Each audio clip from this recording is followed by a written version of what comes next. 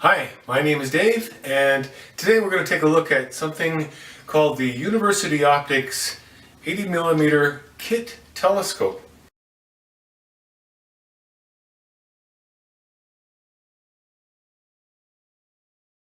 Now, the kit telescope would have been sold as a kit, as the name implies. Would have come with a couple of hunks of aluminum, one suitable for a dew shield and the other for the OTA. Would have come with a very nice finder. It would not have been painted like this. These are, by the way, not the original, but they are the same size. And it would have come with an objective like this. It's an 80mm telescope objective, very, very high quality, and really a very nice lens for the time. But some people consider them to be a semi-Apo. Anyway, if you are clever, you can make this into a telescope. It really doesn't take much at all to make this into a very nice little telescope. And when you're done, your telescope will look something like this.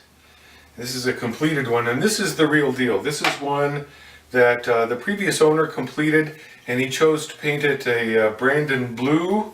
I have modified, there would have been a block of aluminum down here, and I modified it to put a Vixen dovetail on there. Not a big change. Also a little finder bracket here. Anyway, this is the original thing. This is the original deal. And you can use this with either 1.25". It comes with an 1.25" adapter, or 2-inch. This handles 2-inch eyepieces. Makes a very nice little Richfield telescope, 80mm Richfield telescope. A little too good to be a finder, really. It's in the same basic category as a finder, but it's a little bit higher quality than your average finder. And I guess what I'd like to do with this little exercise is to test whether this is as good as they said it was. What I'm going to do is I'm going to make an Apo, an ED Apo, basically the same configuration, but made with a modern ED objective. And we'll see, we'll do a side-by-side test and see just which one is better.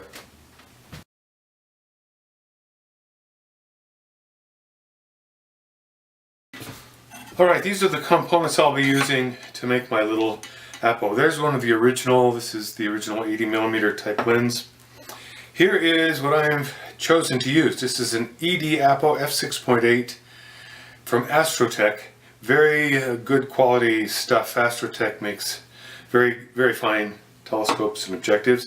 And then just a inexpensive, I don't know if you want to call this inexpensive, but not the most expensive, just a GSO focuser.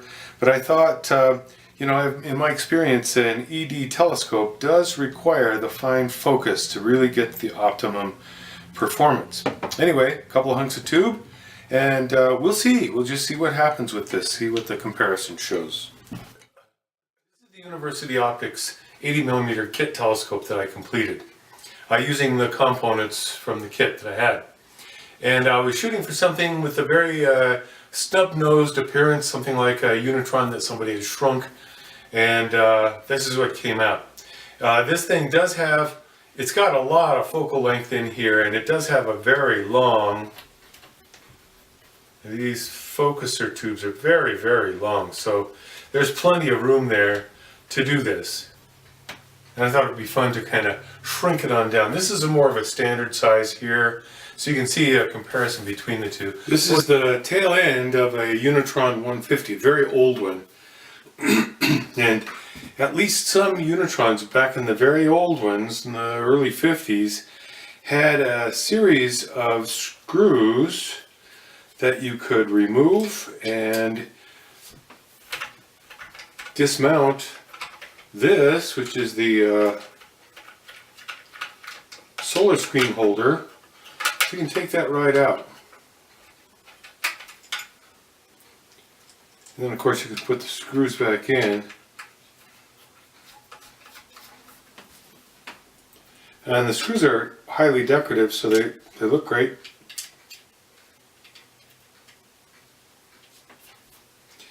So you can remove that. You could even do that with the finder.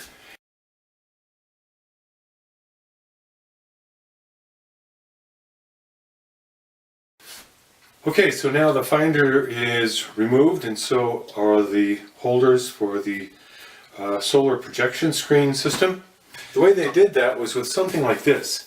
This is actually a counterweight, and these scopes, this is from an old brass scope. This one also has a nice big counterweight inside there, and the counterweight would be threaded in different places so that you could do this. So you could have this kind of removal. Okay, this is my kit telescope, and it's meant to be an homage to an older Unitron. In order to pay homage to the older scope, I did this system the same way. I put a metal ring, in this case I used aluminum, metal ring inside the tube, and then I threaded it. So now I have essentially the same system as the older Unitron. It's not quite as convenient as the dovetail, but as I said, this is meant to be more of an homage to an old Unitron. So this makes a very nice portable and very compact little telescope, little snub nose kind of a finder to go with it also. So I was shooting for sort of a retro look, and then this is mounted on a Unitron 60mm mount. So the mount would be quite sufficient for a small scope like this. Matter of fact, a little overkill for a small scope like this.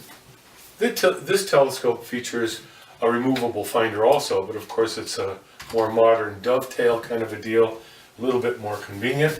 The mounting block I put on this is a convertible mounting block, so this can easily be mounted also. This has got a dovetail, a standard Vixen dovetail.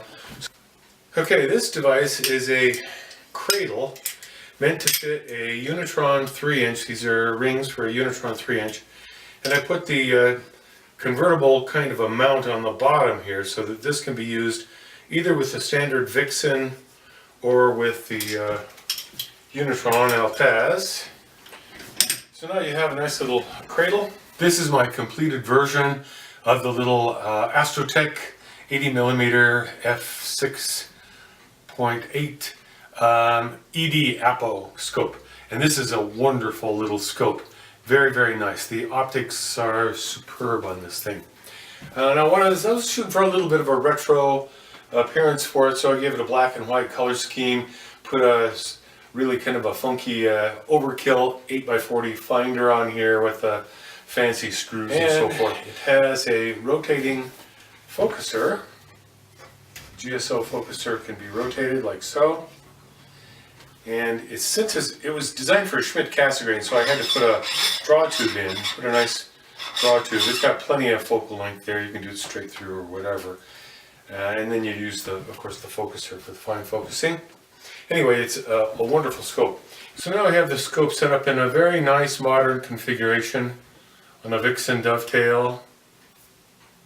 Very, very functional telescope. And of course the rotating focuser really helps with all that. If I want a really nice package, this is what I do. I take a 60mm Unitron mount. I put the ED Apo from Astrotech on that mount, and it's a beautiful system. You can really crank the power up on this ED telescope. The 80mm ED is just superb. On the other hand, this one, although it's a very nice little scope, and it was top quality back in the early 90s or late 80s, this was top of the line, kind of an 80mm fast telescope. But it's an achromat, so it's not doesn't have the perfect color rendition. Nevertheless, a nice little visual scope for something quick, grab and go, or for maybe you know, looking at wide field views and so forth. Just don't try to crank it up too much, and this scope is a very, very nice little scope. It doesn't compare with this one. Looking at modern technology and the ED optics, we've got much nicer choices available to us for a very reasonable cost. I hope you've enjoyed my tour of the University Optics 80mm kit telescope from the late 80s, early 90s, and its modern descendant comparable scope with ED optics. Thank you very much for watching.